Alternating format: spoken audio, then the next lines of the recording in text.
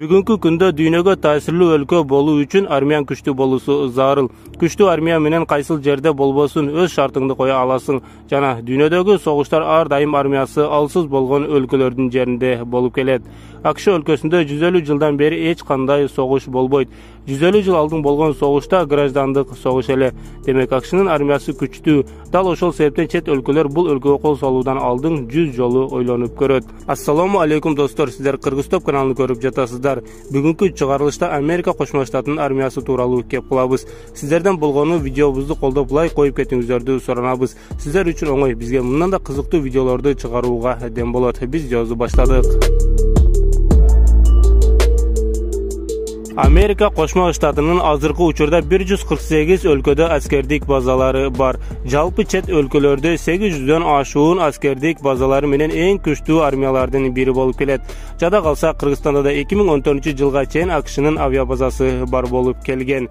Демек, эгерде АКШ менен согушууну кайсыл бир өлкө пландаган болсо, АКШ өлкөсүндө сөзсүз өз душманына жакын жерде кол салууга мүмкүнчүлүгү бар болот. Мисалы, АКШнын душманы Түндүк Корея Америкага каршы согуш жарыялаган болсо, анда Түндүк Кореянын куралдары деңизден кезип өтүүсү керек. АКШнын аскердик базасы Түндүк Кореяга жармашып турган коңшулаш Түштүк Корея өлкөсүндө да жайгашкан. Демек, АКШ алыска барбай эле жакын жерден кол салууга мүмкүнчүлүгү бар. Бүгүнкү күндө АКШ ар бир өзүнө душман болгон өлкөлөргө жакын жерге аскердик базаларды орнотуп салган. Дал ошол себептен АКШга каршы эч ким согуш жарыялоону да каалабайт. Себеби АКШ кайсыл жактан кол салуусун эч ким айта албайт. Дагы бир мисал, дүйнөдөгү эң күчтүү армиялардын катарында 2-орунду алган Россия өлкөсүнүн болгону 9 өлкөдө аскердик базасы бар. Жогоруда айтылгандай эле, Америка Кошмо Штаты 148 өлкөгө аскердик базасын орноткон. Албетте, Россия үчүн Америка ар дайым коркунуч жаратып келет. Урматтуу Кыргызтоп каналынын катталуучулары, Москва шаарында эмгектенген мекендештерибизге документ маселеси боюнча жардам берип жатабыз. Регистрация, ИНН, трудовой договор, медкинишка жана башка документтерди жасатуу үчүн бизге кайрылсаңыздар болот. Ишеничтүү, таза жана бат жасап беребиз. Биздин каналды колдоо үчүн бизге клиент болсоңуз эле болду. Байланыш номерибиз 8901 546 2709. Описаниядагы шилтеме аркылуу түзмө-түз биздин WhatsAppка кирсеңиздер да болот. Албетте, Кыргызтоп каналынын катталуучуларына скидка да кылып беребиз. Келиңиздер, анда видеобузду кайрадан уланталы. Кыргызстандын армиясына 2021-жылы 125 миллион доллар акча сарпталган. Албетте, 125 миллион көп негизи. Россия өлкөсү өз армиясына бир жылда 154 миллиард доллар акча сарптаган. Бул өтө чоң суммадагы акча. Ошол үчүн Россия армиясы эң күчтүү армиялар катарында 2-орунду ээлеп турат. Бирок Америка Кошмо Штатынын армиясына бир жылда 740 миллиард доллар акча сарпталат. Чындыгында Америка өз армиясына акчасын аябайт. 740 миллиард доллар бул өтө чоң суммадагы акча. Мисалы, Кыргызстандын бир жылдык кирешеси 30 миллиард доллар. АКШнын армиясыны бир жыл камсыз кылуу үчүн Кыргызстанга 25 жыл керек болот. Же сиздерге түшүнүктүүрөөк болуусу үчүн бир мисал келтирели. Россия армиясына 154 сом коротсо, АКШ 740 сом короткон сыяктуу, а биздин Кыргызстан 13 тыйын коротконго барабар болот. Демек, барыңыздарга АКШ өлкөсү армиясына абдан чоң суммадагы акчаны короткондугу түшүнүктүү эле болду деген ойдобуз.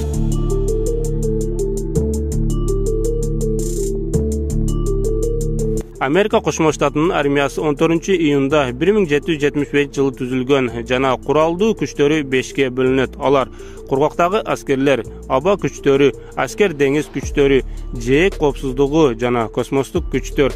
Жалпы армияда кызмат өтөгөн аскерлердин саны 1 миллион 300 миңге жетет. Запаста 843 миң аскер жана учетто тургандар 14 миллионго жетет. Бирок Американын эң күчтүү армиясы бул карапайым элдер. Согуш башталып кете турган болсо, америкалыктар согушка ар дайым даяр. Себеби 390 миллион ок атуучу куралдар карапайым элдин колунда. Тагыраак айтканда, АКШнын жарандарынын саны жалпы 330 миллион болсо, адам санына караганда куралдардын саны көбүрөөк. Азыркы учурда 200 миллион америкалыктарда курал көтөрүп жүрүү үчүн боло турган уруксат кагазы бар.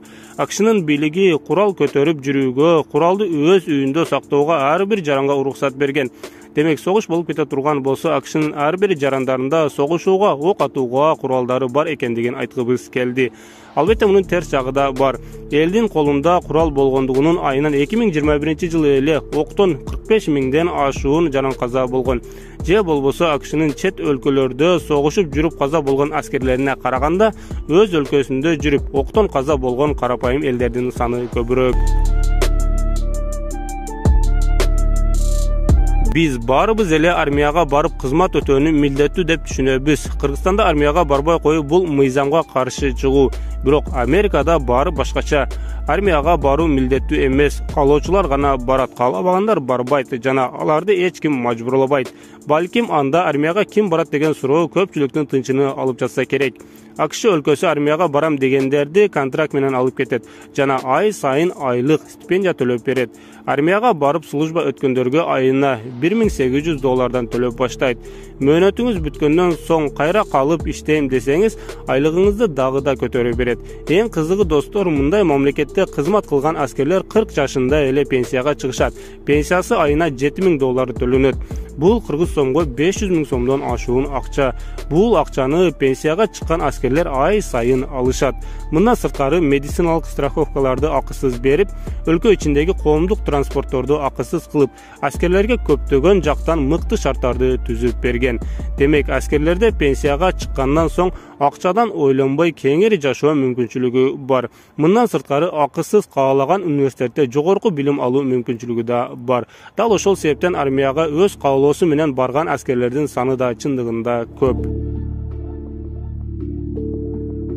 2022-жылдын 24 февралда Россия өлкөсү Украинага кол салды. Анын жыйынтыгы Россияга көптөгөн өлкөлөр санкция салып, согушуу туура эмес экендигин айтышты. Алардын катарында албетте AQSh өлкөсү да бар. AQSh Россияны ар түрдүү жолдор менен күнөөлөдү. Согуш жарыялоо туура эмес экендигин айтты.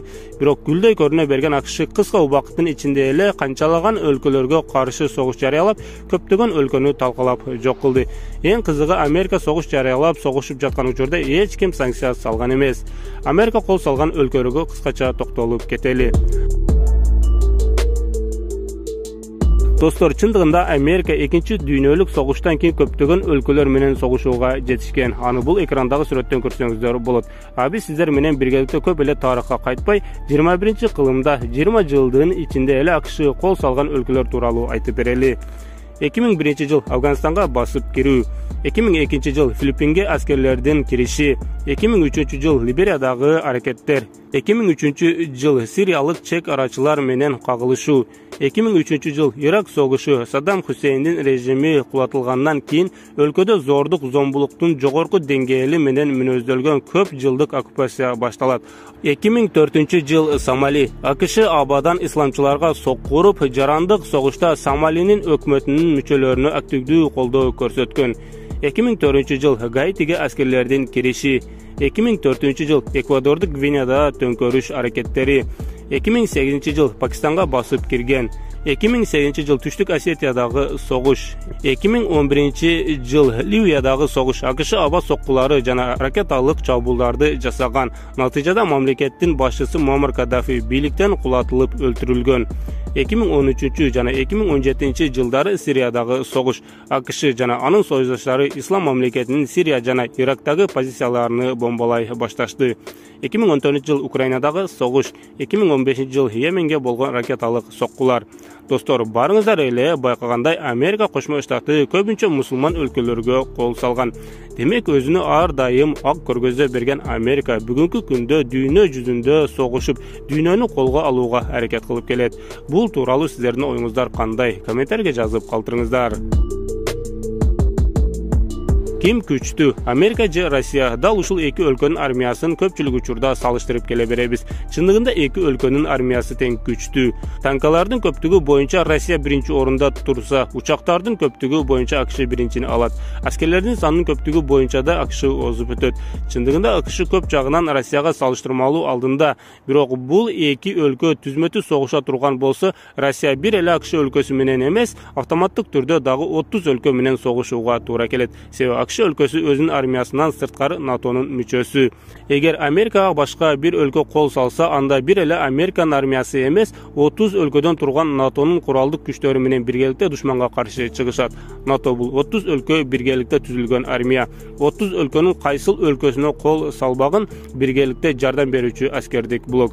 Dal ошол себептен Putin Ukrainanın NATO'ga koşulusun kaalабайт. Себеби Украина NATO'ga koşulsa, anda Россия автоматтык түрдө 30 өлкөгө каршы согушууга мажбур болот. Алардын катарында AQSh, Германия, Франциядан баштап Түркияга чейин бар.